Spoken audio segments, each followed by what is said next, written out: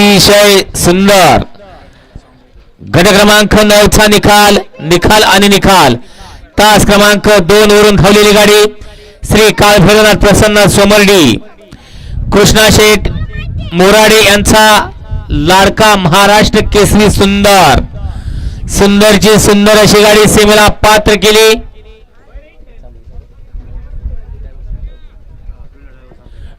डोल्या आड्यावर चांबळीकरांनी सुंदर अशी गाडी सेमीला पात्र केली। मोराडकर आपल्या बैलांची नावं सांगा।